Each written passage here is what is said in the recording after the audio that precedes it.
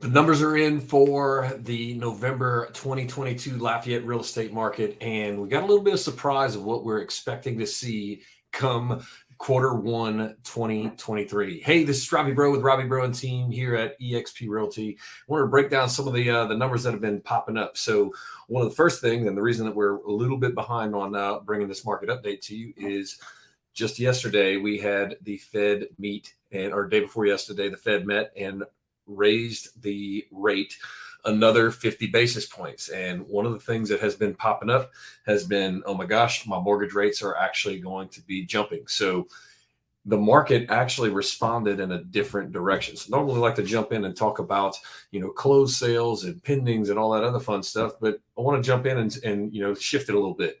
We've been seeing rates hanging out in the sevens. 30-year fixed as of yesterday was right at 5.99%, which is a welcome surprise compared to what we've seen in the past. 15-year rates are at 5.25%, and government loans, our FHA or VA or rural development, that's at 5.5%. So this is super important because what's going to end up happening, should we end up seeing a little bit more improvement month over month, chances are our market activity is going to be jumping up as well. So without further ado, we'll jump into the numbers of November 2022 compared to 2021. So a couple things to kind of think about. We have been looking at numbers with sub 3% interest rates compared to 7% interest rates for closed sales. So things have been a little bit different compared to what we normally are used to seeing as far as the number of transactions that popped up. Has it slowed down? Yes, the Fed's doing their thing to be able to battle this inflation has definitely popped up. Sold units, we were at 367 units for 2021 compared to 231 this year. That's a decrease of 37%. We're down 14.5% for year to date. However, I love to go and compare things compared to our previous normal year when things were a little bit more moderate all the way across 2019. We're up 20% in the total number of units. Dollar volume, we had a 33% drop in the total dollar volume of units sold, 97 million compared to 65 million. That's a 33% drop. We're 6.5% year to date compared to where we were this time in 2022. However, if we compare it to our normal 2019 year, our last normal year rather, we're up 52%, which is a massive increase as compared to normal years. So what are things going to be looking like moving forward to quarter one, quarter two of 2023? Got a couple indicators that we like to take a look at. First, pending sales. That's homes that are coming off the market when a buyer and a seller have a meeting of the minds. 375 homes went off the market last year. 236 homes came off the market in November this year. That's a 37% decrease. 37% decrease, 22.5% decrease year to date. While that looks bad, our new homes have actually fallen off even farther. So that went off. The supply came down from 411 last year to 215. That's 47.7% decrease in the number of available homes. So in order for the market to really fall off a cliff, which is one of the things that I hear about all the time, is we'd have to see our pending shoot way down, which they did. But our supply would have to go in the complete opposite direction, which would be shooting up 47% instead of dropping 47%. So we actually have a split difference of almost a little over 10% as far as the number of new homes came off the market, fewer than the homes that came off the market. So there's even less things to be able to choose from. Our average sales price, that's jumped up compared to this time last year. We're at 285,000 compared to 260,000, and we're still holding fairly steady. Even from April, May, June, July, earlier this year, we're within a couple of points. So we're not seeing drastic drops. The homes that are coming off, that we're seeing big price drops on have been our sellers that have been putting things on the market that were accustomed to being able to stretch the market, push for values, and we're just not at that place right now because the difference in payment, the affordability of money that's going on right now, it's a completely different animal compared to what it was at the beginning of the year. So again, our and another fun fact, Lafayette Parish as a whole crossed the $1 billion, our Austin Powers reference, we crossed the $1 billion mark in total sales volume for the second time in history. So our media loves to do a great job of scaring the daylights out of people. And while interest rates may, we saw a drop from 7% down to 6%. Our renters that are out there, I've been getting quite a few either first-time home buyers or people that are sticking themselves into apartments or rent houses temporarily.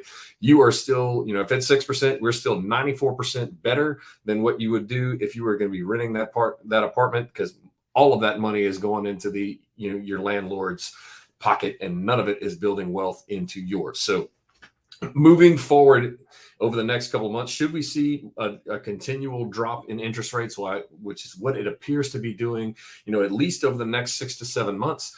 Right now, we are not dealing with nearly as much competition as we were at the very beginning of the year. And that's ever present in the pending sales that have dropped right now. So buyers, if you want the opportunity to be able to negotiate some, we're able to see some price drops off, some $10,000 off. We're seeing some closing costs. We've got some real creative things with interest rate buy downs, which we're able to still take advantage of those lower interest rates for a year or two during that first time. And we've got the ability to go and potentially refinance moving forward. So I wanted to kind of illustrate a little bit. I'm going to share my screen in just a second, and we're going to talk about what waiting until the interest rates happen to look like. So, if we rewind a couple of years ago, when we had, double the inventory, right now we have less than 1,500 homes on the market in all of Acadiana, just over 700 homes on the market for Lafayette Parish at 0 to $1 million plus.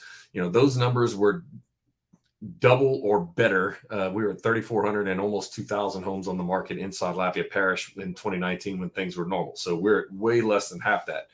When our rates dropped, our supply dropped. So the difference between 2019 and 2022, beginning of 2023, is our inventory is already low. So our inflated prices that are here, when interest rates drop, that means the affordability of your payment is going to drop. And I'm going to show you what that looks like.